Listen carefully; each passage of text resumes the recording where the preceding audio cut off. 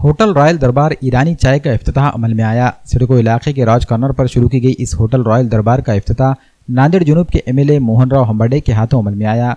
कदीम शहर नांदेड़ में तो ईरानी चाय मिलती ही है, लेकिन अब नए शहर में भी ईरानी चाय होटल रॉयल दरबार में दस्तयाब कराई गई है।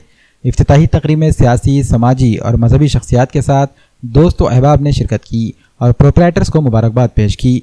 होटल के प्रोपराइटर्स मुकर्रम इस्माइल शेख और असलम इस्माइल शेख ने इफ्तिताही तकरीब में शिरकत करने वाले तमाम मेहमानान का शुक्रिया अदा किया।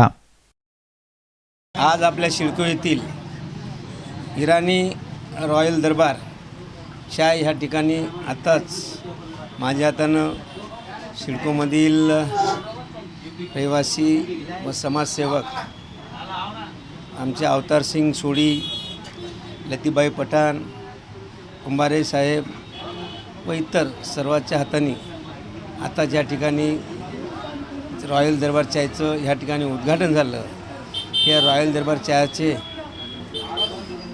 मालक, संचालक शेख असलम व त्याचे दुसरे दोन बंधू, खरोखरच असलम या बंधू यांचं या ठिकाणी कौतुक करावं तेवढं कमी. कारण असलम व त्याचे भाऊ समाजसेवेतून आज हे आपलं थोडं बिझनेस व घरदार सांभाळतात आणि सेवा समाज करतात. या ठिकाणी शुभोजन व रॉयल दरबारच्या ह्या ठिकाणी लोकांची सेवा करता एक चांगल्या प्रकारचं एक चांगली पॉलिश फरशी, एसी असल्यासारखं TV, पंखा, गोरगरीब ह्या ठिकाणी एक असल्या प्रकारचं असलं खोललं आहे. ना जात ना भेद ना लहान ना मोठं या ठिकाणी गरिबी येऊन नाही का शिवभोजनचं स्वाद घेऊ शकतो.